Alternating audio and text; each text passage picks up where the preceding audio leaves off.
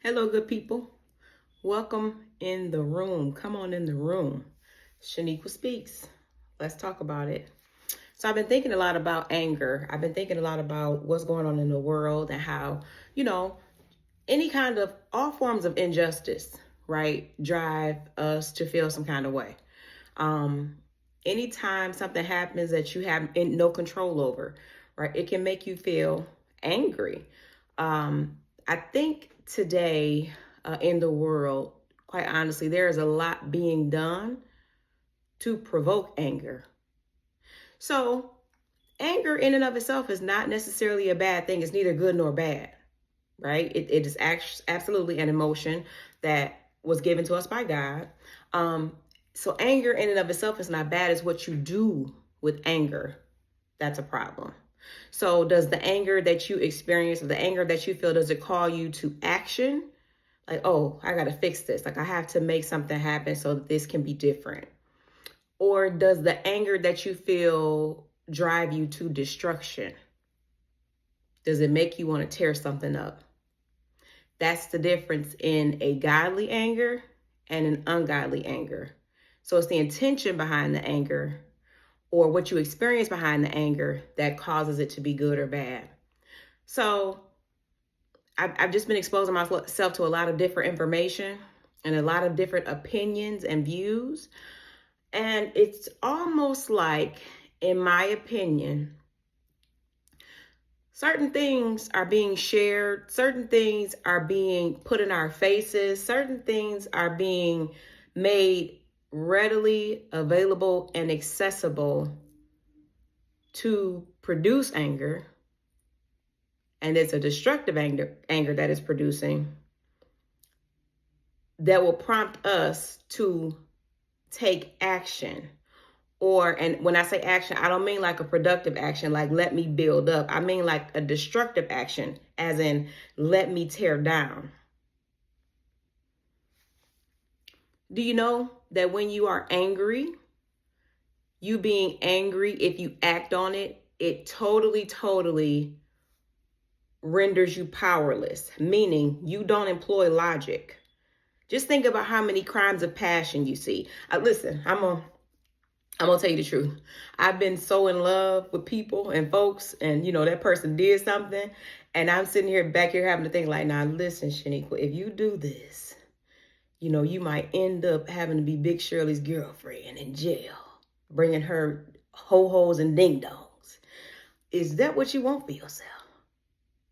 Do you want to be somebody's girlfriend washing somebody else's underwear? No, you don't. So you gotta chill out, right? When you're passionate about something, it drives you to act, which is not necessarily a bad thing. It all depends on how you act. I'm looking at some of the Facebook pages. I'm looking at TikTok. I'm looking at some of these responses. And I'm telling you, I can tell that we have a ways to go in healing.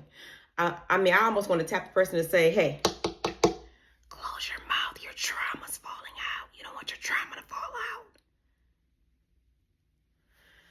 I just think we can do better. So let me weave the kingdom of God in this thing. Okay. Proverbs 14:29 says, slowness to anger makes for deep understanding. A quick-tempered person stockpiles stupidity. That's the Message version. I told y'all, the Message version always tear me up. So here's what I want to say. Before you, again, become the uninformed authority, before you develop an opinion about something, before you become outraged about something, take the time to search the matter out. Because I want to suggest and share something with you that I feel that is being impressed upon my heart. Certain people groups, certain people are being used to push agendas that are not our own, that don't benefit us. But, it's in the vein of being a good Christian or being a good person. Or here's one even better. Well, it was done to me, so I'm not going to let it happen to nobody else. Guess what? That's not the way to get it done. That's not the way to get it done. I just want to kind of have this little small conversation with us, talk about anger. Don't let anger be the puppet master. You be a man that is ruled by first of all, for the believers in the room, the Spirit of God on the inside of you. That ought to be the highest and greatest force inside of you.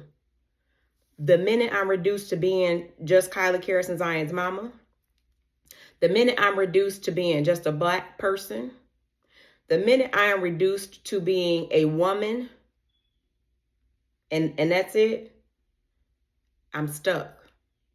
It's only been the Spirit of God that has brought liberty and freedom from every single one of those circumstances that I get to experience life in. Those are not my identity.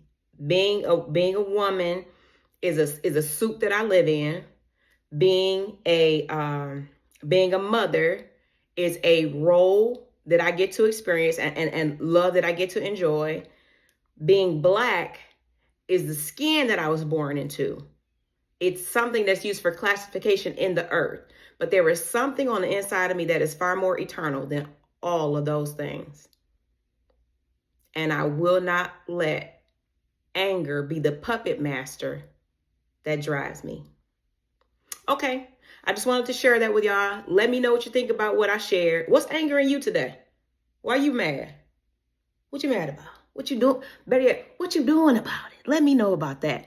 Don't forget to follow me on Facebook, Shaniqua Speaks. Don't forget to follow me on TikTok. I'm getting my YouTube up and running. I'm working on a lot of things. Okay, y'all, have a good day. Go enjoy some sun.